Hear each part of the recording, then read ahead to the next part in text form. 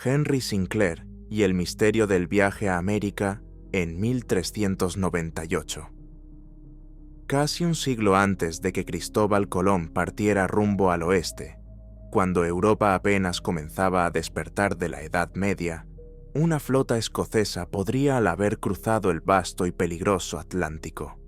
Según una controvertida pero persistente leyenda, esa expedición no la encabezaron exploradores famosos ni conquistadores codiciosos, sino un noble escocés noruego llamado Enrique Sinclair, conde de las Orcadas. Su nombre no figura en los libros escolares, pero para algunos fue un pionero olvidado, que llegó a América en 1398, desafiando los límites del mundo conocido. ¿Fue Henry Sinclair un adelantado a su tiempo? ¿Un navegante visionario cuyas hazañas fueron sepultadas por la historia oficial? ¿O simplemente un personaje envuelto en mitos que crecieron con los siglos? Henry Sinclair nació hacia 1345, en un momento de tensión política y territorial entre Escocia y Noruega. Su linaje combinaba raíces escocesas con herencia nórdica, lo que le otorgó vínculos estrechos con ambas coronas. Desde joven, Sinclair se movió en los círculos del poder. Heredó los títulos de barón de Roslin y lord almirante de los mares de Escocia, cargo que le confería autoridad sobre las rutas marítimas del norte. No era solo un noble de tierra firme, era un hombre del mar, educado en navegación, diplomacia y guerra. Su ascenso continuó en 1379, cuando el rey Håkon VI de Noruega lo invistió como conde de las Orcadas, un archipiélago estratégico situado entre Escocia y Islandia, aún bajo dominio noruego. Este título no solo le daba tierras, sino una misión: consolidar el control sobre una región marcada por la rebeldía de sus habitantes noruegos y las amenazas externas. Y Sinclair no defraudó. Construyó el castillo de Kirkwall, que se alzaba como símbolo de su autoridad, y fortaleció su dominio sobre las Islas Orcadas y Shetland. En 1390, lideró una flota de 13 barcos para sofocar una rebelión en las Shetland, restaurando el orden en nombre del rey noruego. Era un comandante decidido, con experiencia naval y capacidad para tomar decisiones bajo presión. Un líder con visión estratégica y recursos para emprender grandes empresas. En resumen, Henry Sinclair era mucho más que un noble de provincia. Tenía el poder, la posición y el conocimiento para aventurarse más allá de los confines del mundo medieval. Y justo ahí es donde comienza la parte más fascinante y polémica de su historia: la posibilidad de que haya cruzado el océano Atlántico y puesto pie en el continente americano, casi 100 años antes que Colón. Una hazaña que, de ser cierta, cambiaría profundamente la narrativa de los descubrimientos transatlánticos. Sinclair asumió su nuevo rol con determinación y estrategia. Desde su bastión en Kirkwall, levantó un castillo que, aunque hoy ha desaparecido, fue en su momento el centro neurálgico de su autoridad en las Orcadas. No se conformó con gobernar desde la distancia. Impuso su presencia en el territorio, reorganizó el poder local y estabilizó una región históricamente difícil de controlar. En 1390, demostró su liderazgo con una acción contundente. Al mando de una flota de 13 navíos, se dirigió a las Islas Shetland para sofocar una revuelta protagonizada por caudillos nórdicos que desafiaban la autoridad real. La operación fue un éxito. Sinclair restituyó el orden y reafirmó la soberanía noruega sobre las islas. Estas campañas mostraban no solo su habilidad militar, sino su comprensión del mar como herramienta de poder. Era un navegante experimentado, familiarizado con las rutas del Atlántico Norte, con acceso a embarcaciones, marinos y conocimiento náutico que lo hacían perfectamente capaz de concebir y ejecutar una empresa transoceánica. Y sin embargo, en los registros oficiales de la época, su vida se describe sin mayores sobresaltos, como la de cualquier noble dedicado a defender los intereses de su rey y su linaje. Hacia el año 1400, Henry Sinclair desaparece de los documentos históricos. Según algunas versiones, murió en combate, defendiendo las Islas Orcadas de una incursión inglesa o escocesa. Con su muerte, se cierra el capítulo documentado de su vida y se abre la puerta al misterio. Es en los siglos posteriores donde su figura resurge, no como gobernador de islas remotas, sino como precursor de uno de los descubrimientos más trascendentales de la historia. La primera chispa del mito se encendió en el siglo XVI, con la publicación de un intrigante documento conocido como la narrativa Zeno. Esta obra, atribuida a Nicolo Zeno el Joven, afirmaba estar basada en cartas y mapas antiguos encontrados en los archivos familiares. En ella se relata una travesía que habría tenido lugar en la década de 1390, en la que dos hermanos venecianos, Nicolo y Antonio Zeno, se vieron envueltos en una extraordinaria aventura marítima. Según el relato, los Zeno naufragaron cerca de una isla desconocida llamada Frislanda, donde fueron rescatados por un poderoso príncipe del norte llamado Thijmni. Este misterioso líder, que gobernaba una serie de islas en el Atlántico Norte, no solo les ofreció refugio, sino que los incorporó a su corte como navegantes. Bajo su mando, emprendieron una serie de exploraciones que los llevaron más allá de Islandia y Groenlandia, territorios ya conocidos por los europeos, hasta alcanzar una tierra cálida, fértil y desconocida, descrita como un lugar más allá del mar helado. Para algunos estudiosos, esa tierra podría ser una alusión temprana a América del Norte, específicamente la región de Nueva Escocia o Terranova. El relato no menciona directamente a Henry Sinclair ni a las Orcadas, pero fue solo cuestión de tiempo para que las piezas empezaran a encajar, al menos para quienes deseaban ver en esa figura de Thijmni algo más que una invención. A partir del siglo XVIII, varios investigadores comenzaron a especular que Thijmni no era otro que Henry Sinclair, bajo un nombre distorsionado por la transcripción, la traducción o el paso del tiempo. La descripción coincidía: un príncipe del norte, con poder naval, señor de islas estratégicas, envuelto en campañas militares y con ambiciones más allá del horizonte conocido.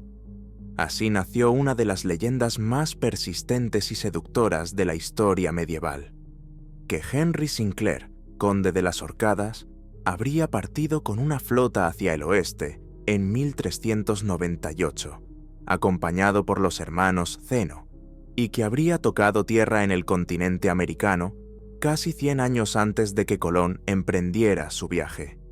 Una historia que, si fuera cierta, reescribiría el mapa de los descubrimientos. Curiosamente, ni el nombre de Henry Sinclair, ni referencia alguna a las Islas Orcadas, aparece en los documentos originales de la narrativa Zeno. Ninguna mención directa, ningún indicio claro, y sin embargo, fue en esas ausencias donde algunos investigadores vieron las claves de un gran enigma histórico. ¿Cómo se llegó entonces a vincular a este noble escocés con el misterioso príncipe Thijmni que protagoniza la narrativa? La conexión surgió en 1784, cuando el naturalista y erudito Johann Reinhold Forster, famoso por acompañar al capitán James Cook en uno de sus viajes, lanzó una audaz teoría. Propuso que Thijmni no era un personaje inventado, sino una versión corrompida del nombre Sinclair. Tal vez, argumentó Forster, se trataba de una deformación fonética o una mala transcripción de Sinclair, o del título Conde de las Orcadas, en dialecto escandinavo o italiano. En su opinión, la descripción del príncipe del norte, poderoso y dueño de islas estratégicas, con flotas bajo su mando y espíritu aventurero, coincidía demasiado bien con el perfil histórico de Henry Sinclair como para descartarla. A partir de esa propuesta, otros estudiosos comenzaron a hilar teorías, reconstruyendo una leyenda que, con el tiempo, tomaría fuerza propia. Según esta reconstrucción, en algún momento de los años 1390, Sinclair habría escuchado un extraño relato. un viejo pescador, llegado a las Orcadas tras años perdido en el mar, contaba haber sido arrastrado por tormentas hacia una tierra desconocida, más allá de Groenlandia. Describía un lugar cálido, fértil, habitado por gentes extrañas, muy distinto a las heladas costas del norte. Esa historia, sumada a la cultura marítima de las islas y el conocimiento heredado de los vikingos sobre rutas hacia el oeste, encendió la chispa. Movido por una mezcla de ambición, curiosidad y posiblemente deseo de gloria, Henry Sinclair habría comenzado a planear una expedición sin precedentes. En 1398, según la leyenda, zarpó con una pequeña flota desde las Islas Orcadas. Lo acompañaban marinos experimentados, un grupo de caballeros y, supuestamente, los hermanos Nicolo y Antonio Zeno, expertos navegantes venecianos que habrían actuado como sus pilotos. La ruta que siguieron habría sido la misma que usaron siglos antes los vikingos, desde Escocia a las Islas Feroe, luego Islandia, más tarde Groenlandia, y finalmente, más allá del horizonte, hacia lo desconocido. Después de semanas de travesía en el Atlántico Norte, la expedición habría llegado a la costa del actual Canadá, específicamente a lo que hoy es la bahía de Chedabucto, en Nueva Escocia. Este sería el punto de desembarco de Sinclair en el continente americano, según la versión más aceptada de la leyenda. Tan fuerte es la creencia en esta historia que, en la ciudad de Guysborough, cerca de esa misma bahía, se erigió un monumento moderno que conmemora la llegada de Henry Sinclair, el 2 de junio de 1398. Este gesto simbólico refleja no solo el arraigo del mito, sino también el deseo de muchos por rescatar del olvido a un posible descubridor precoz de América. Para los defensores de la teoría, ese día representa el verdadero inicio del contacto europeo con el Nuevo Mundo, mucho antes de Colón, mucho antes incluso de los portugueses. Pero la leyenda no termina allí. Según algunas versiones, Sinclair y su grupo pasaron el invierno en Nueva Escocia, estableciendo contacto con los pueblos nativos y explorando la región. A la primavera siguiente, habrían continuado su viaje bordeando la costa atlántica hacia el sur, alcanzando, según ciertas conjeturas, lo que hoy es el estado de Massachusetts. La historia, hasta aquí, se desenvuelve como una epopeya olvidada, y aunque no existe evidencia concluyente que la respalde, tampoco se han hallado pruebas que la desacrediten por completo. Es esa ambigüedad, ese terreno brumoso entre la historia y el mito, lo que convierte el relato de Henry Sinclair en una de las leyendas más sugestivas del mundo medieval. Según la tradición oral recogida por los defensores de la teoría, tras pasar el invierno en las costas de Nueva Escocia, la expedición de Sinclair se habría aventurado hacia el sur. Navegaron bordeando el litoral atlántico, explorando tierras desconocidas, cartografiando costas, observando la fauna y la flora de un continente que para ellos era nuevo, pero que ya albergaba civilizaciones ancestrales.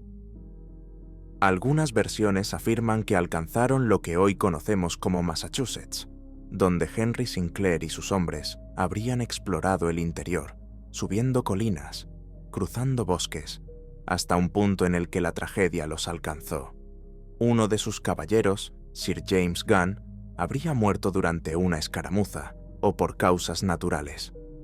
Este hecho, aparentemente menor, se volvió central para los creyentes de la leyenda, pues se asegura que el lugar de su sepultura quedó marcado por una figura tallada en piedra, el llamado Caballero de Westford.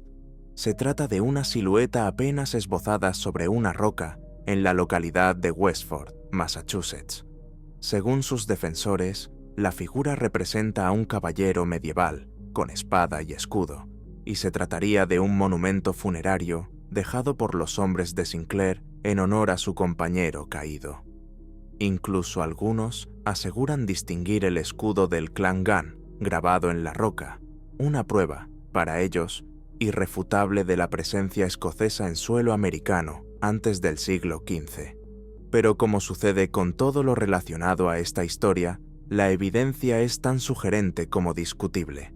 Los arqueólogos y geólogos señalan que las marcas podrían ser naturales o resultado de una intervención posterior, quizá del siglo XIX, cuando el romanticismo histórico despertó pasiones por lo oculto y lo misterioso. El desgaste del tiempo, la subjetividad de la interpretación y la falta de documentación convierten a la roca de Westford en un símbolo más de esta historia, abierto a la imaginación. La misma fragilidad afecta a la fuente principal de toda esta teoría, la narrativa Zeno. Para la mayoría de los historiadores, se trata de una falsificación renacentista. Aunque los hermanos Zeno fueron personajes históricos, reales, nobles venecianos del siglo XIV, los documentos oficiales los sitúan en Italia durante los años en los que supuestamente viajaban con Sinclair por el Atlántico. Esto ha llevado a muchos a creer que la narrativa fue una construcción literaria, quizás un intento tardío de los venecianos por insertarse en la historia de los descubrimientos, justo cuando España y Portugal dominaban los mares y los mapas del mundo conocido. Y sin embargo, la leyenda persiste, porque hay más piezas que alimentan la posibilidad, más detalles que invitan a la duda razonable. Por ejemplo, las extrañas tallas en la capilla de Roslin, cerca de Edimburgo, construida décadas después por William Sinclair, nieto de Henry. Esta capilla gótica es famosa por sus tallados en piedra, muchos de los cuales están cargados de simbolismo esotérico. Entre ellos, hay figuras que algunos identifican como mazorcas de maíz o aloe vera, plantas originarias del continente americano y supuestamente desconocidas en Europa antes de 1492. ¿Cómo llegaron esas imágenes allí? ¿Fue conocimiento transmitido por Henry Sinclair tras su regreso de tierras lejanas? ¿O simplemente una coincidencia estilística? La historia se complica aún más cuando entra en escena el mito de los caballeros templarios, esa orden medieval disuelta en el siglo XIV y envuelta en misterios y teorías de conspiración. Algunos sostienen que los Sinclair, relacionados con la masonería escocesa, habrían heredado secretos templarios, y que el viaje a América formaba parte de una misión secreta para esconder tesoros o saberes antiguos. Este hilo conecta, inevitablemente, con otro de los grandes misterios del Atlántico Norte, Oak Island, en Nueva Escocia, famosa por su supuesta fosa del dinero y sus leyendas de tesoros enterrados. Para algunos, Henry Sinclair y sus hombres habrían escondido allí objetos sagrados o reliquias templarias, sellando un pacto entre dos mundos antes del despertar de la era moderna. Incluso las tradiciones orales de los pueblos indígenas de la región han sido incorporadas al relato. Algunas leyendas de los Mi'kmaq, habitantes originarios de Nueva Escocia, mencionan la llegada de un gran jefe extranjero que vino del mar con su hija. Los defensores del mito ven aquí un eco de Henry Sinclair, quien, según ciertos registros, tenía una hija pequeña en los años previos al viaje. La coincidencia, aunque frágil, es otro hilo más en el extenso tapiz de esta historia. Y sin embargo, a pesar de tantos indicios, conexiones y sugerencias, lo cierto es que no existe una prueba irrefutable de que Henry Sinclair haya puesto pie en América. La mayoría de los historiadores ubican esta hipótesis en los márgenes del rigor académico. La narrativa Zeno es demasiado ambigua, los monumentos demasiado modernos, las tallas demasiado interpretables, las leyendas demasiado moldeables con el tiempo. Pero hay algo que impide que esta historia muera, porque cada época necesita sus héroes perdidos, sus exploradores olvidados, sus puentes invisibles entre mundos que aún no se conocían. Y Henry Sinclair, con su vida de noble marino, su muerte prematura y su legado cubierto de sombras y promesas, encaja perfectamente en ese arquetipo. Tal vez nunca sabremos con certeza si cruzó el océano, pero su historia, mito o no, sigue navegando, impulsada por el viento de la curiosidad, la duda y el deseo humano de creer que siempre hubo alguien que llegó antes, y quizás, solo quizás, en alguna noche brumosa del Atlántico Norte, el murmullo del mar aún cuente la historia de aquellas velas escocesas que un día cortaron el horizonte en busca de lo desconocido. A veces, la historia se construye no solo con certezas, sino con vacíos, espacios en blanco donde florecen los mitos, los silencios que nos obligan a imaginar lo que pudo haber sido. Henry Sinclair, con su leyenda de explorador olvidado, habita uno de esos vacíos, el del hombre que, tal vez, cruzó el océano antes que nadie, y cuyo nombre el tiempo quiso borrar. Un hombre que partió en busca de un mundo desconocido, y cuyo viaje, si existió, quedó sin conclusión, interrumpido por la muerte y envuelto en misterio. 3 siglos más tarde, en un país que apenas comenzaba a trazarse en los mapas, otro explorador, otro nombre destinado a la grandeza, se enfrentaría también a un final abrupto y desconcertante, no en la inmensidad del mar, sino en lo profundo de un bosque solitario. No como pionero en una tierra extraña, sino como gobernador desesperado por limpiar su nombre. Su muerte, al igual que la de Sinclair, dejaría más preguntas que respuestas. Meriwether Lewis, líder de la célebre expedición que abrió el oeste estadounidense, murió en 1809 en una posada remota a lo largo del sendero Natchez. Tenía apenas 35 años. Regresó como héroe nacional tras atravesar montañas, ríos y desiertos, pero su vida personal, cargada de deudas, presiones políticas y sombras emocionales, terminó de forma abrupta y trágica, envuelta en contradicciones y teorías que hasta hoy siguen sin resolverse. En ambos casos, Sinclair y Lewis, el misterio no reside solo en lo que hicieron, sino en cómo y por qué sus historias se desvanecieron. Uno desapareció en los márgenes de la historia europea, el otro cayó en el olvido dentro de su propio país, a pesar de haber cambiado su destino. Ambos representan ese tipo de figuras que rozan lo legendario, hombres que llegaron demasiado lejos, demasiado pronto, y cuya muerte, en lugar de cerrar su historia, la dejó abierta al mito. Porque lo que tienen en común no es solo su espíritu aventurero, ni la vastedad de los paisajes que cruzaron, sino la inquietante pregunta que flota al final de sus relatos. ¿Qué pasó realmente? Y es ahí, en ese eco de incertidumbre, donde se cruzan sus caminos, la enigmática muerte de Meriwether Lewis en el sendero Natchez. En la quietud profunda de la madrugada del 11 de octubre de 1809, 2 disparos rompieron el silencio espeso de los bosques de Tennessee. Provenían de una pequeña posada rústica ubicada a orillas del antiguo y peligroso sendero Natchez, una vía solitaria que serpenteaba por el sur de Estados Unidos, plagada de forajidos, viajeros desesperados y leyendas de muerte. Al amanecer, sobre el suelo de una habitación oscura, yacía el cuerpo de un hombre que hasta hacía poco había sido símbolo de una nación en expansión. Meriwether Lewis, gobernador del territorio de Luisiana, explorador del oeste y héroe nacional, agonizaba entre charcos de sangre.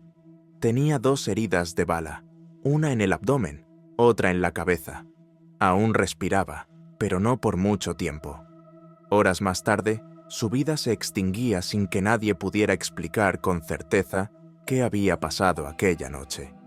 Meriwether Lewis había nacido en 1774 en Virginia, en una joven nación apenas forjada por la Revolución. Desde pequeño se formó en las destrezas del bosque, la supervivencia, la exploración. Era un hombre de frontera en cuerpo y espíritu. Su carácter decidido y su intelecto lo llevaron a servir como oficial en el ejército y más tarde como secretario personal del presidente Thomas Jefferson. Fue Jefferson quien, confiando en su juicio y temple, le asignó una misión que cambiaría su vida y la historia del país: liderar una expedición que debía explorar el inmenso territorio de la compra de Luisiana y encontrar una ruta hacia el Océano Pacífico. Junto a su inseparable compañero, el también militar William Clark, formaron y dirigieron la famosa Expedición de los Cuerpos de Descubrimiento.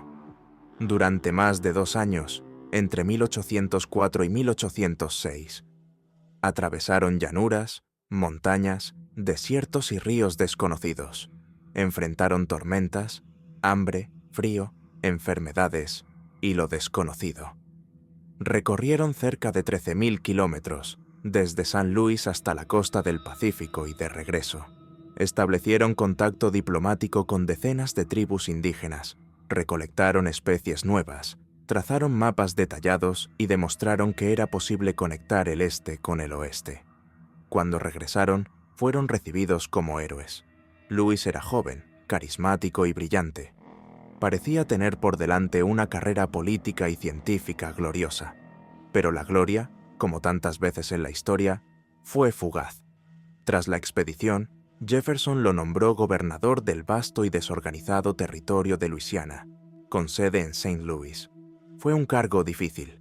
Lewis era explorador, no burócrata.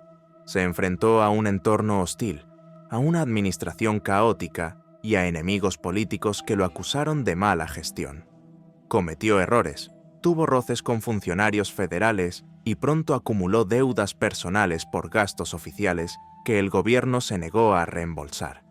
Mientras su prestigio se desmoronaba, también lo hacía su salud mental. Amigos cercanos comenzaron a notar cambios drásticos en su ánimo, períodos de euforia seguidos por profundas depresiones. Algunos lo atribuían al estrés, otros al alcohol. Hay quienes sugieren que consumía láudano, un potente opioide común en la época, y que sufría de lo que hoy se conocería como un trastorno bipolar. Nunca se casó, ni tuvo descendencia, ni logró publicar las crónicas científicas de su expedición, una obra monumental que Jefferson esperaba con ansias. Acorralado por las deudas, el desprestigio y la frustración, Meriwether Lewis tomó una decisión desesperada: viajar a pie hasta Washington, D.C., para defender su nombre ante los altos funcionarios, exigir el pago de sus gastos y entregar finalmente los diarios de la expedición. Partió en septiembre de 1809. Rechazó la ruta marítima por temor a los británicos y eligió el sendero Natchez, un camino peligroso pero directo. Lo que ocurrió durante ese viaje cambió para siempre el relato heroico de su vida. En una noche fría, en una posada aislada del bosque, los disparos silenciaron al explorador. A partir de allí, comenzaría uno de los misterios más persistentes de la historia estadounidense. Porque si bien la versión oficial afirmó que Lewis se quitó la vida, las circunstancias, oscuras, contradictorias y sin testigos confiables, dejaron la puerta abierta a otra posibilidad, que fue asesinado, y así, el hombre que abrió caminos en el continente terminó su historia en una habitación cerrada, en la oscuridad, dejando tras de sí una vida de conquistas, y un enigma que aún hoy, más de 2 siglos después, no ha sido resuelto. La escena era desoladora.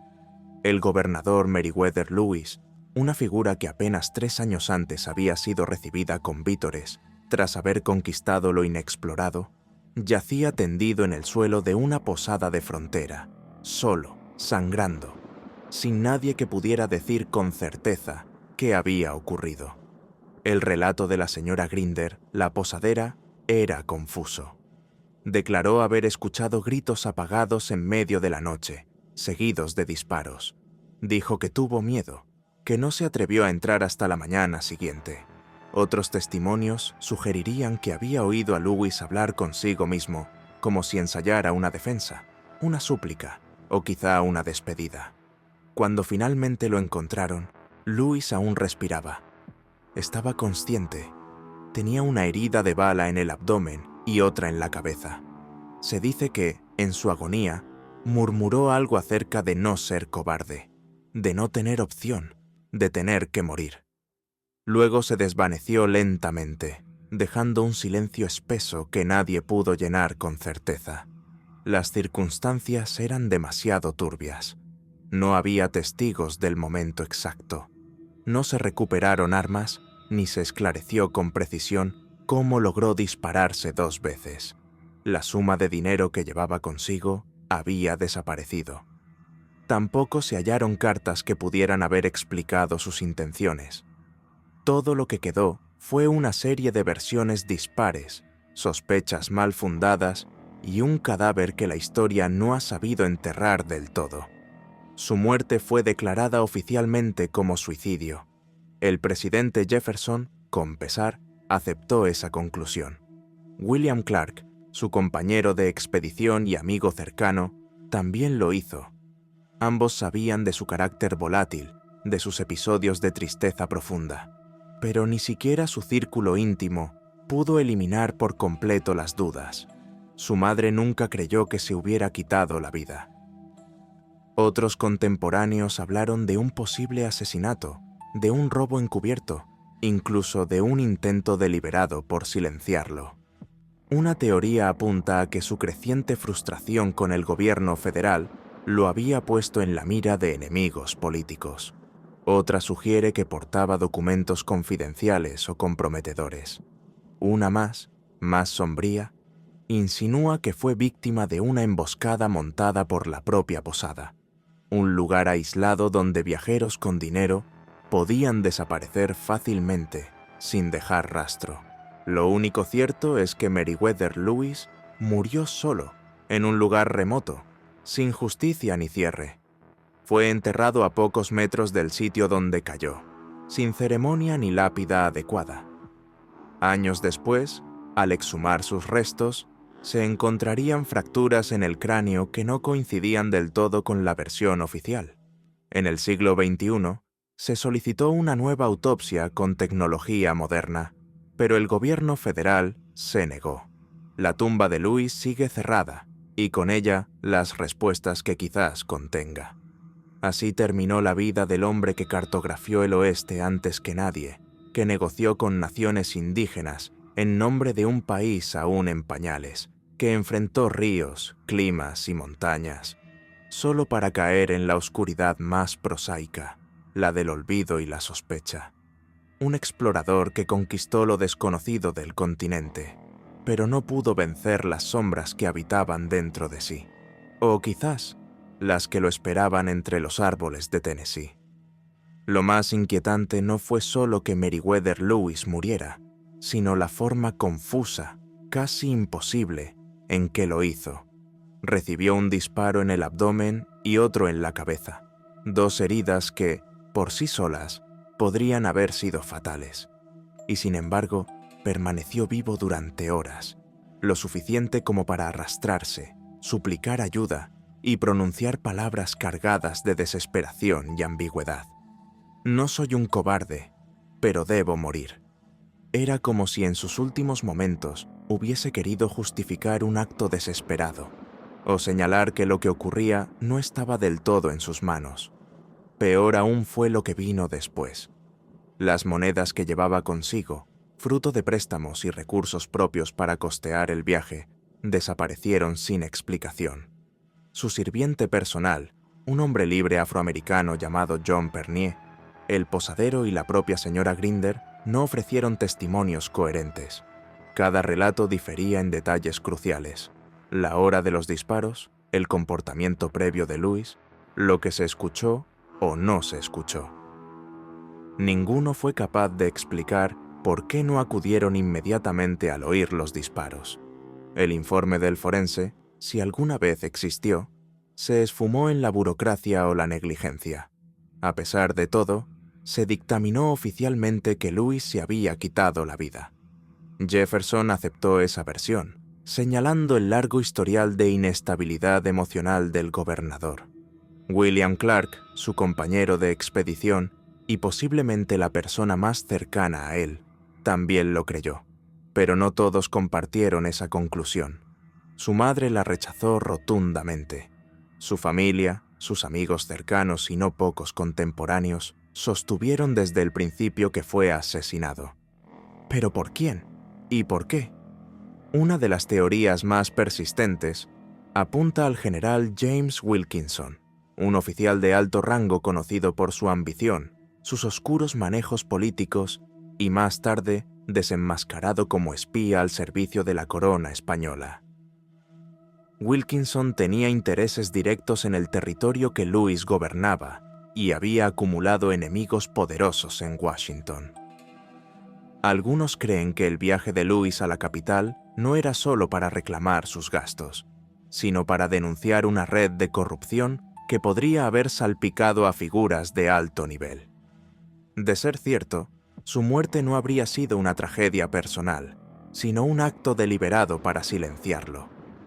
Décadas más tarde, el misterio seguía sin resolverse. En 1848, una comisión estatal de Tennessee decidió honrar la memoria del explorador y trasladar sus restos a una tumba digna, con un monumento en su nombre. Durante el proceso, varios miembros de la comisión, entre ellos un médico, examinaron lo que quedaba de su cuerpo. Lo que encontraron les pareció sospechoso.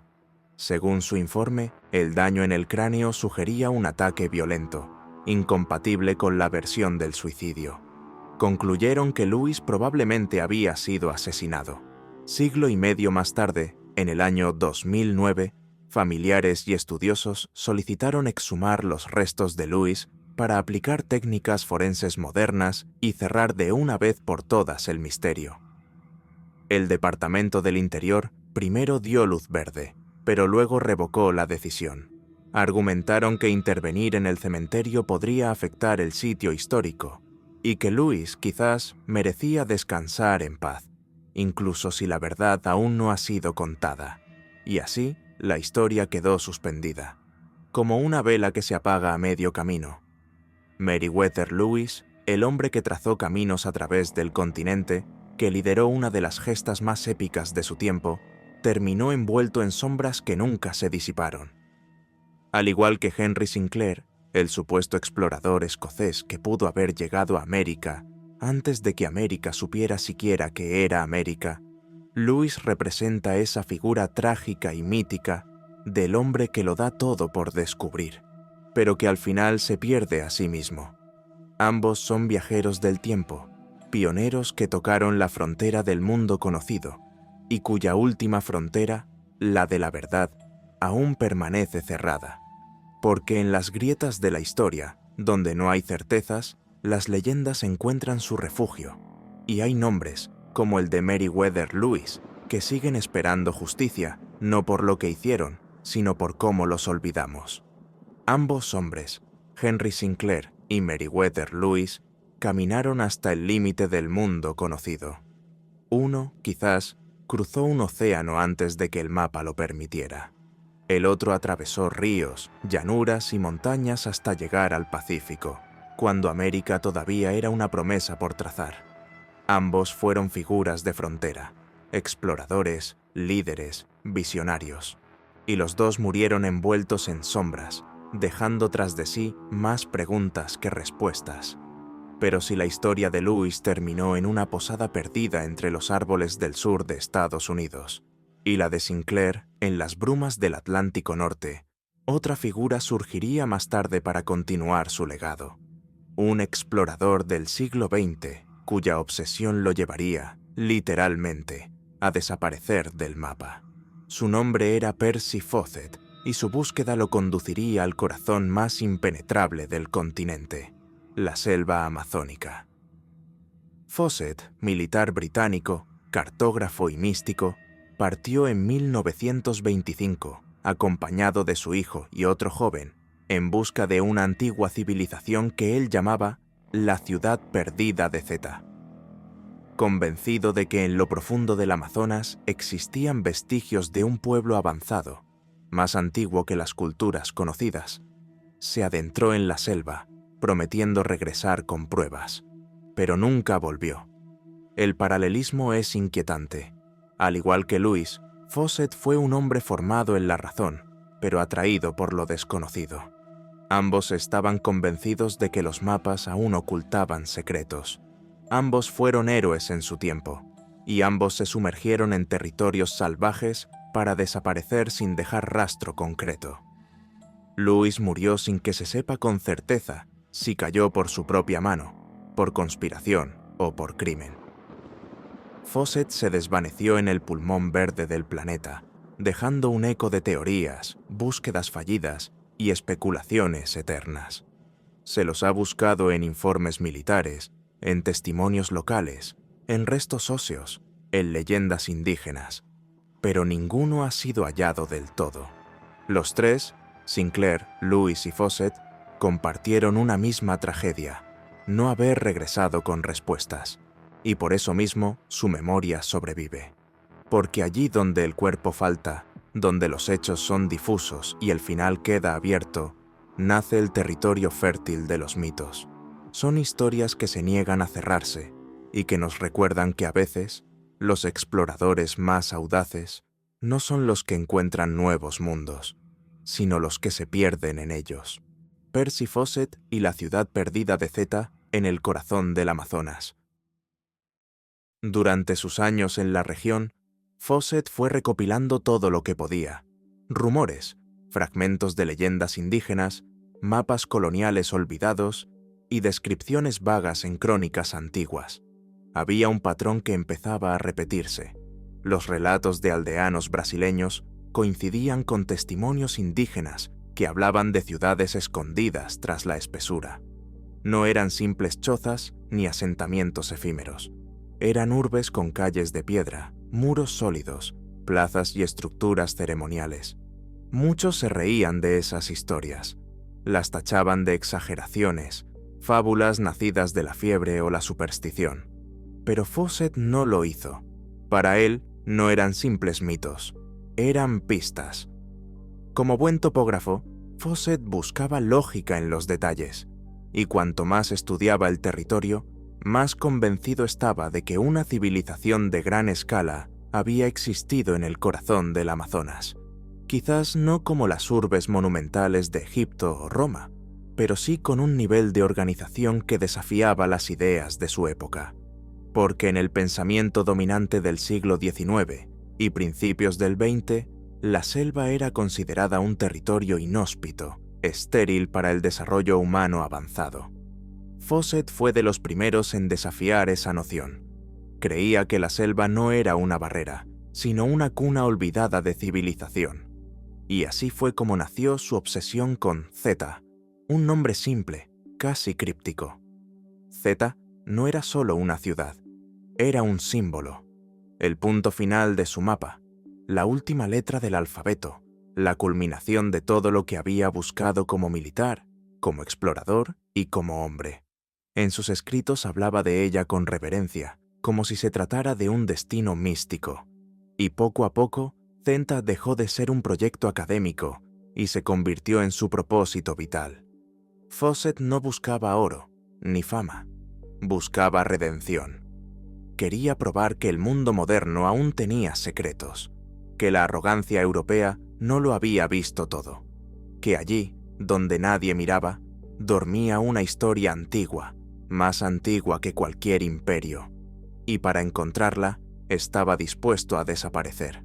La selva, vasta y sin piedad, se tragó a Percy Fawcett sin dejar huella. Ni una carta, ni un mensaje, ni un testigo que confirmara su paradero. Nada. El silencio absoluto fue su última señal. Las expediciones de búsqueda comenzaron poco después. La desaparición de un explorador británico de renombre, junto con su hijo y otro joven aristócrata, capturó la atención mundial. Durante años, periódicos publicaron noticias con titulares alarmantes. ¿Vivo entre caníbales? ¿Fawcett encontró Zeta y eligió quedarse? El misterio del Amazonas crece. El misterio se volvió obsesión, no solo para su familia, sino también para aventureros de todo el mundo. Algunos partieron con espíritu altruista, convencidos de que podrían rescatar a Fawcett. Otros lo hicieron por fama. Todos, sin excepción, subestimaron la selva. La mayoría no volvió. Los pocos que regresaron lo hicieron con historias espeluznantes: enfermedades tropicales, hostilidad de tribus aisladas, hambre, locura. Algunos aseguraron haber oído hablar de un hombre blanco que vivía con una tribu en las profundidades del Mato Grosso. Otros juraban haber visto objetos pertenecientes a Jack Fawcett, como un anillo familiar o una brújula, pero nunca hubo pruebas concluyentes. A medida que pasaban los años, las versiones comenzaron a multiplicarse. Una decía que fueron emboscados y asesinados por una tribu que los confundió con invasores. Otra, más poética, aseguraba que Fawcett había encontrado la ciudad perdida y, asombrado por su grandeza o seducido por su misterio, decidió cortar todo vínculo con el mundo exterior y permanecer allí hasta el final de sus días. Una tercera versión, más mística, lo vinculaba a teorías esotéricas, que había encontrado un portal a otra civilización, un centro de conocimiento antiguo, o incluso un enclave oculto de sabiduría ancestral. El caso de Fawcett trascendió los límites de la exploración. Se convirtió en mito. Su figura fue absorbida por la cultura popular, transformada en inspiración para novelas, películas e investigaciones pseudoarqueológicas. Algunos lo veían como un mártir del conocimiento, un hombre que pagó con su vida la osadía de desafiar los límites impuestos por la ciencia de su época. Otros, como un idealista obsesivo, víctima de su propia arrogancia. Pero más allá de las conjeturas, lo que realmente inquieta es que, en el siglo XX, con mapas ya trazados, gobiernos establecidos y tecnología en desarrollo, un hombre pudiera desaparecer por completo, sin pistas, sin rastros, solo una línea dibujada en un mapa. Y luego, la nada. Fawcett murió, o quizás vivió, en la frontera entre lo real y lo imaginado, y con él, la ciudad de Zeta se volvió más que un lugar. Se convirtió en un símbolo de todo aquello que el mundo moderno cree haber dejado atrás, pero que, en realidad, sigue escondido justo donde dejamos de buscar. Nada se pudo confirmar. Ni los restos hallados en 1951, ni los testimonios dispersos, ni los objetos atribuidos a la expedición ofrecieron una prueba sólida.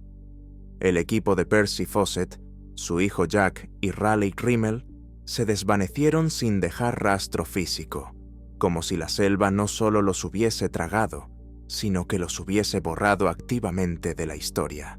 Ninguna tumba, ninguna carta final, ningún testigo verificado. Solo rumores, conjeturas y el eco persistente de una desaparición que aún hoy desconcierta. Pero como suele suceder con los grandes misterios, la ausencia de certezas solo alimentó el fuego del mito. La leyenda de la ciudad de Zeta no se apagó con la desaparición de su buscador. Al contrario, creció, se expandió, cruzó océanos y generaciones. Zetatona se convirtió en algo más que un sitio arqueológico hipotético.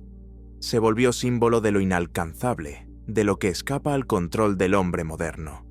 Un enigma que no se deja encontrar con satélites ni drones, sino que exige algo más profundo.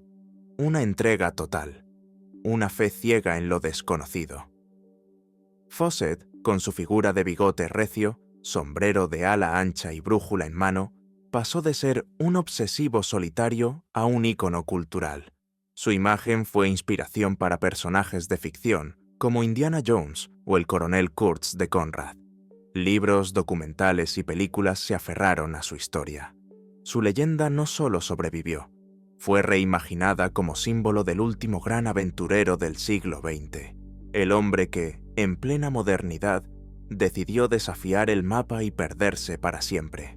Lo más irónico, y quizás lo más justo, es que con el paso del tiempo, la ciencia comenzó a darle algo de razón. En el siglo XXI, exploraciones con radar de penetración terrestre, análisis satelital y excavaciones en la Amazonía han revelado lo impensable. Patrones de urbanismo, calzadas, canales y estructuras geométricas enterradas bajo siglos de vegetación.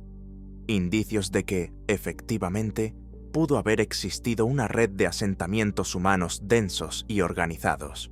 No una ciudad mágica, pero sí civilizaciones avanzadas que florecieron en armonía con la selva, siglos antes del contacto europeo. De algún modo, Fawcett no estaba tan equivocado. Puede que no haya encontrado Z, pero su intuición, esa convicción que lo llevó al corazón de la selva, apuntaba en la dirección correcta. Y es precisamente eso lo que convierte su historia en algo tan poderoso. Porque su desaparición no fue un fracaso, fue una transformación, de hombre a mito. Al igual que Percy Fawcett en la selva amazónica, John Franklin y su tripulación se adentraron en un territorio implacable y desconocido, impulsados por una idea fija: trazar lo que aún no existía en los mapas. Fawcett buscaba una ciudad perdida entre la espesura tropical. Franklin, el esquivo paso del noroeste, una ruta marítima que conectara el Atlántico con el Pacífico a través del Ártico canadiense. Ambos partieron con la promesa de descubrimiento y ambos nunca regresaron. La expedición de Franklin, organizada por el Almirantazgo británico en 1845, zarpó con 2 barcos modernos y 128 hombres a bordo. Su objetivo: encontrar ese paso legendario que abriría nuevas rutas de comercio y gloria imperial. Tenían tecnología avanzada, provisiones para años y la experiencia de décadas de navegación polar. Pero el Ártico no se rinde fácilmente. Los hielos los atraparon, los separaron del mundo, y uno por uno comenzaron a morir. La última señal conocida fue en 1846. Lo que ocurrió después fue una combinación de hambre, frío, enfermedad y desespero. Como Fawcett, Franklin desapareció en medio del paisaje que quiso conquistar. Durante más de un siglo, la búsqueda de su expedición se convirtió en una obsesión británica. Se enviaron más de 30 misiones para hallarlos. Cada una encontraba pequeñas pistas: una carta enterrada, un esqueleto, utensilios, restos congelados. Pero las respuestas siempre eran parciales. El misterio se prolongó. La desaparición total, el silencio de la tripulación y las huellas dejadas sobre el hielo le dieron a la expedición un aura casi mitológica. Lo mismo ocurrió con Fawcett. Sus cartas previas, su última ubicación, los objetos que otros decían haber visto. Todo parecía prueba y leyenda a la vez. Ambos exploradores se convirtieron en figuras espectrales, envueltas en la niebla de sus respectivos entornos. Uno en la bruma blanca del norte, el otro bajo el dosel verde y húmedo del Amazonas. Y en ambos casos, el fracaso aparente terminó convirtiéndolos en símbolos de la exploración absoluta. No del éxito, sino del riesgo supremo. Del acto de perderse en lo indomable por una idea. De avanzar hacia lo desconocido sin garantías. Héroes, no por haber vuelto con mapas, sino precisamente por no haber vuelto. Por haber llevado su viaje hasta el punto sin retorno. Porque hay un tipo de explorador que no busca gloria ni medallas, busca verdad, misterio, propósito, y en su búsqueda desaparece. Fawcett en la jungla, Franklin en el hielo, hombres que no encontraron su destino, porque se convirtieron en él. La trágica desaparición de la expedición de John Franklin en el Ártico, zarparon con ceremonias, vítores y confianza absoluta. La expedición de Franklin era, en los ojos del Imperio Británico, una demostración de poder, ciencia y destino. Se trataba de la culminación de décadas de intentos por conquistar el Ártico. El paso del noroeste era más que una ruta comercial. Era el último gran misterio geográfico que faltaba por resolver. Una línea que, de ser trazada, consolidaría la supremacía naval de Gran Bretaña y convertiría a Franklin en una figura inmortal.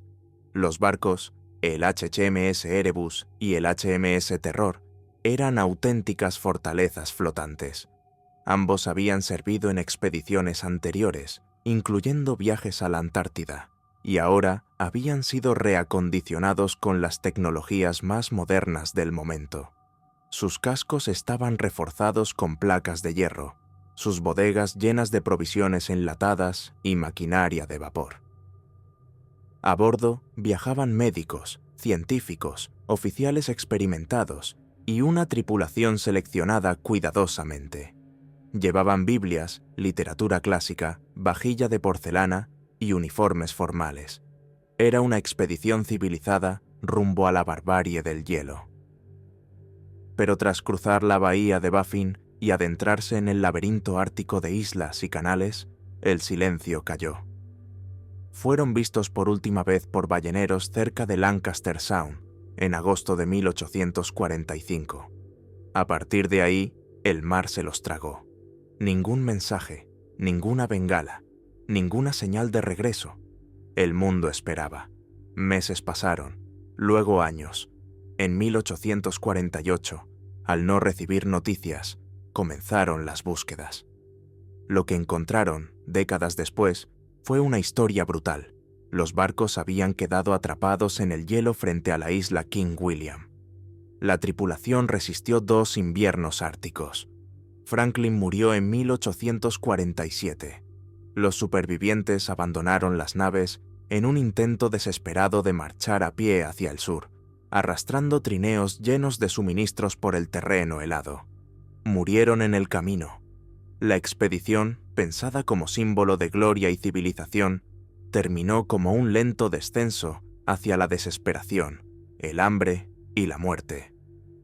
Lo que comenzó como la cima del orgullo imperial se convirtió en un recordatorio implacable. En el Ártico, ni el acero ni la planificación bastan. La naturaleza no negocia. Solo sobrevive quien sabe adaptarse. Y Franklin, por toda su preparación, no estaba preparado para desaparecer. Pero desapareció igual. La magnitud del desastre sacudió al imperio. Lo que debía ser un triunfo de la ciencia y la navegación británica se convirtió en un relato de descomposición, desesperación y fracaso. La carta encontrada, escrita con mano temblorosa, firmada por oficiales en distintos momentos, revelaba que Franklin había muerto en junio de 1847 y que sus hombres, atrapados sin esperanza entre los hielos, decidieron abandonar los barcos en abril de 1848. Eran 105 supervivientes en ese momento. Intentaron caminar hacia el sur, hacia la desembocadura del río Back. Ninguno llegó. Lo que ocurrió en esa marcha forzada fue reconstruido a lo largo de más de un siglo, a partir de restos dispersos. Huesos humanos blanqueados por el sol ártico, latas vacías, trineos rotos, prendas aún reconocibles. Algunos cuerpos estaban tan bien conservados por el hielo que sus rostros parecían dormidos. Otros mostraban signos evidentes de violencia y mutilación. Las marcas de corte en los huesos no dejaron dudas. Algunos recurrieron al canibalismo. La noticia, cuando salió a la luz, fue considerada impensable. El Imperio Británico, que se imaginaba a sí mismo como civilización encarnada, no podía tolerar que sus oficiales navales, hombres formados en los salones de Londres, hubiesen terminado devorándose entre sí en la desesperación.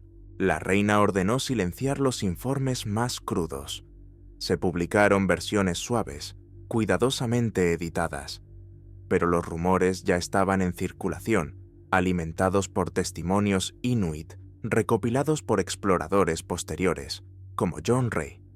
Según los habitantes de la región, vieron hombres blancos famélicos, arrastrándose por la nieve, sin rumbo, con los ojos vacíos. Aportaron cuchillos, cucharas y botones como prueba. Nadie les creyó de inmediato. Se prefirió pensar que los británicos habían muerto con honor, aunque los huesos dijeran lo contrario. Con el tiempo, la figura de Franklin se volvió ambigua. Para algunos, seguía siendo un mártir de la ciencia, un héroe que dio su vida por el conocimiento. Para otros, representaba la arrogancia del imperio, la obstinación de quienes creían que podían imponer su voluntad al hielo, sin escuchar ni aprender de quienes ya habitaban ese territorio. Porque mientras Franklin y sus hombres morían congelados o delirantes por intoxicación de plomo, producto de las soldaduras en las latas de conserva, los inuit sobrevivían en las mismas condiciones, con métodos tradicionales y sabiduría ancestral. El paso del tiempo no borró el interés. Durante más de 170 años, la expedición de Franklin siguió siendo un enigma a medio contar, una herida abierta en la historia de la exploración. Se convirtió en objeto de libros, estudios, documentales y teorías sin fin. Se especuló con motines, enfermedades, errores fatales de navegación. Pero nada pudo devolverle a Franklin el final glorioso que había imaginado. En lugar de ser recordado como el descubridor del Paso del Noroeste, fue inmortalizado como su última víctima. Una figura trágica, empujada por la ambición y sepultada por la naturaleza. Un hombre que llevó consigo lo mejor y lo peor de su época, hasta perderlo todo en la blancura interminable del Ártico. Los descubrimientos del Erebus y el terror reavivaron el interés global por la tragedia de Franklin, pero también dejaron al descubierto un hecho incómodo. Durante más de un siglo, la verdad había estado al alcance de la mano, si solo se hubiera escuchado. Las comunidades inuit no solo habían relatado la presencia de los barcos atrapados, sino que habían descrito detalles exactos sobre su ubicación, el estado de los cascos, e incluso los objetos que vieron en los alrededores. Pero el racismo, el desprecio imperial y la obsesión británica por los hechos científicos habían desestimado por completo sus voces. Cuando al fin se reconocieron sus testimonios, fue demasiado tarde. Hoy, los cascos de ambos barcos yacen en silencio bajo las aguas heladas del Ártico, convertidos en cápsulas del tiempo. Exploradores modernos han ingresado con robots a sus compartimentos y han encontrado objetos intactos, platos sobre mesas, botas alineadas, herramientas perfectamente conservadas por el frío. Todo detenido en el momento exacto en que la historia se quebró. A pesar de estos avances, las causas definitivas del desastre siguen sin respuesta. Los niveles extremos de plomo hallados en los huesos de varios tripulantes apuntan a una intoxicación lenta, debilitante, que habría mermado sus capacidades físicas y mentales. Pero no es la única teoría. Se ha hablado de escorbuto, neumonía, tuberculosis e incluso botulismo causado por las conservas mal selladas. Algunos estudios sugieren que el aislamiento, la mala ventilación y las largas noches polares agravaron el deterioro psicológico. La combinación fue letal.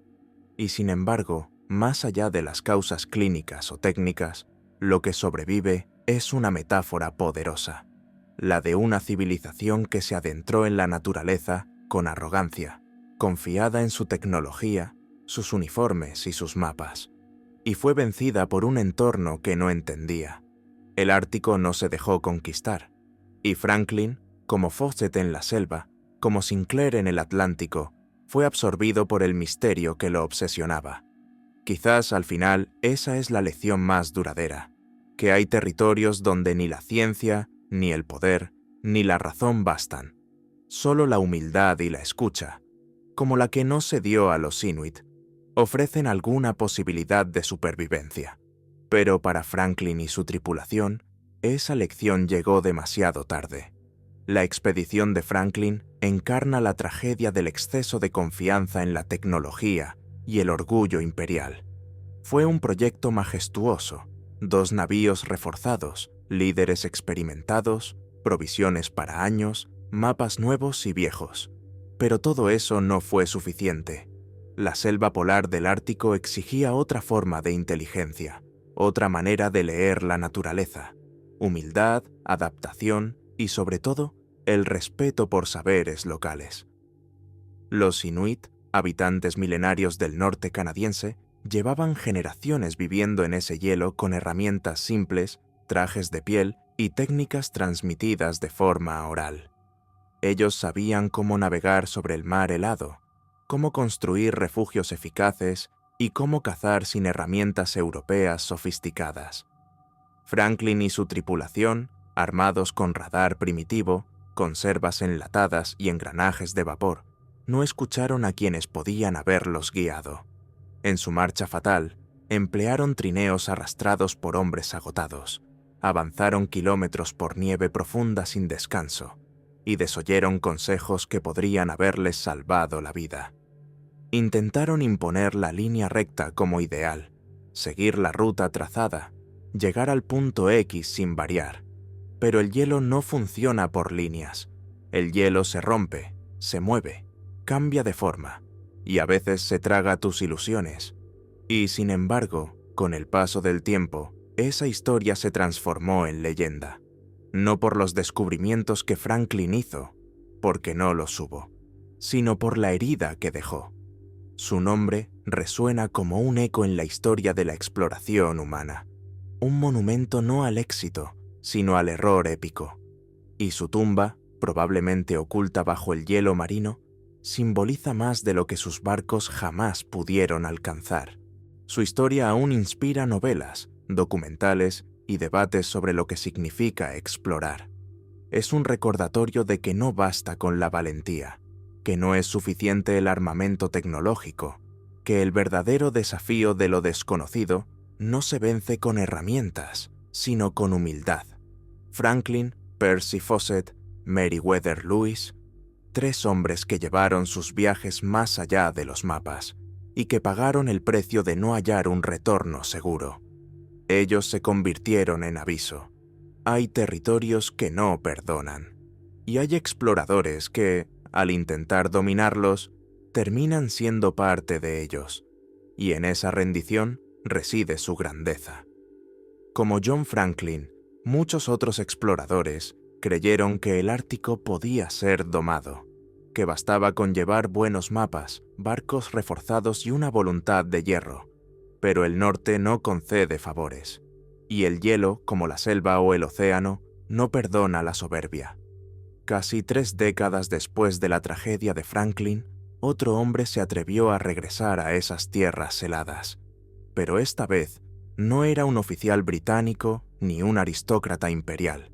Era un tipógrafo autodidacta, apasionado por los relatos polares, sin formación académica ni carrera militar. Su nombre era Charles Francis Hall, y su ambición era igual de desmedida: llegar al Polo Norte. Hall no tenía el respaldo de una armada imperial, pero sí el fuego de los visionarios. Estudió durante años los testimonios de los Inuit sobre el destino de Franklin y los entrevistó en persona.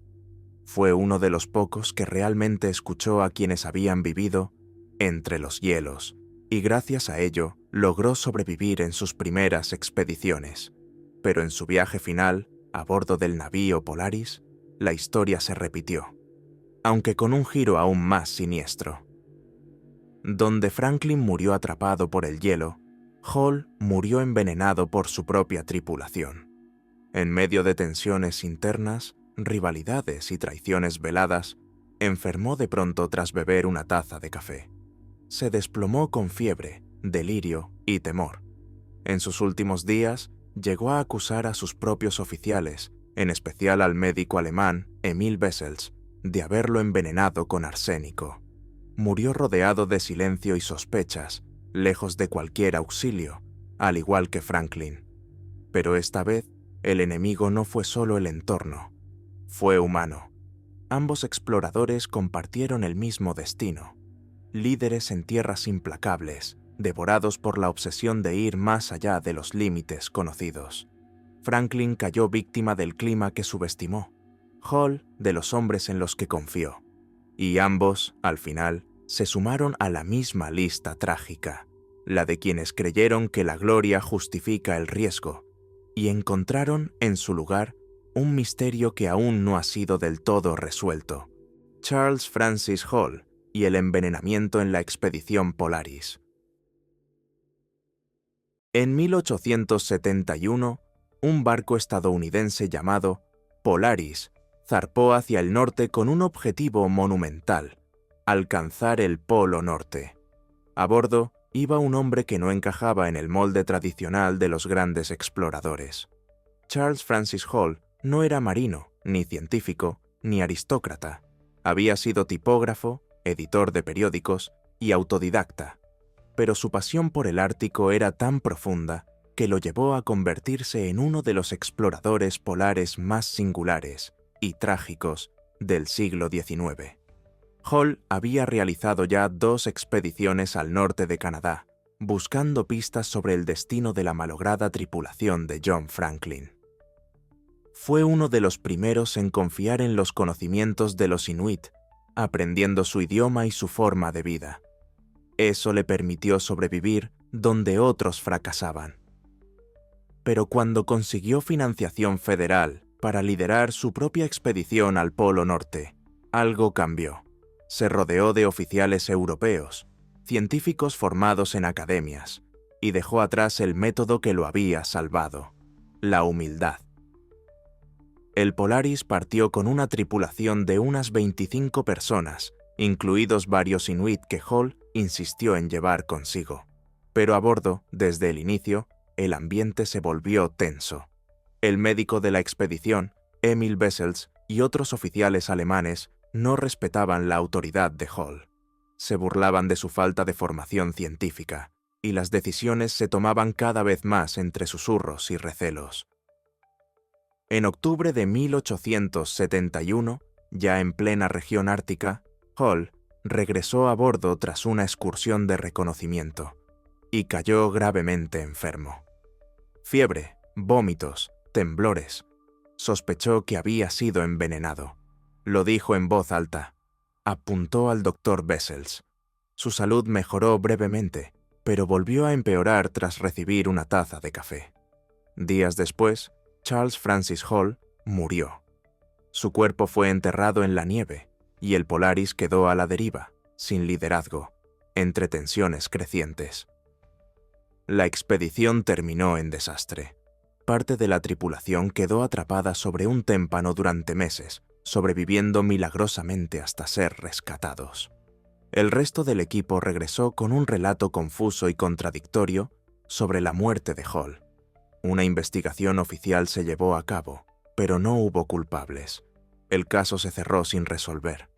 Más de un siglo después, en 1968, un grupo de arqueólogos exhumó el cuerpo de Hall en Groenlandia. Los análisis forenses revelaron altos niveles de arsénico en su cabello y tejidos.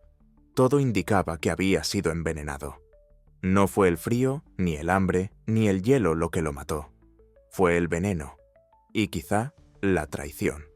Charles Francis Hall, el tipógrafo que soñó con el Polo Norte, se unió así al panteón de los exploradores que pagaron con su vida el precio de desafiar lo imposible.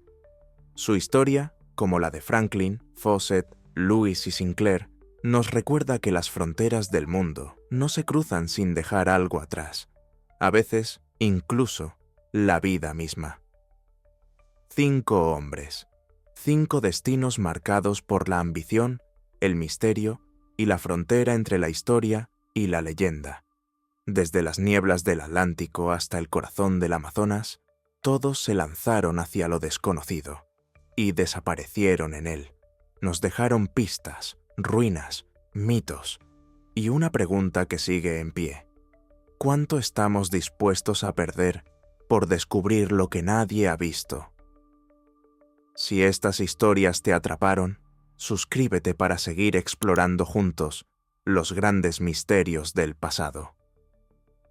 Comparte este viaje con quien sabes que también busca respuestas, porque aquí las leyendas siguen vivas y apenas estamos empezando.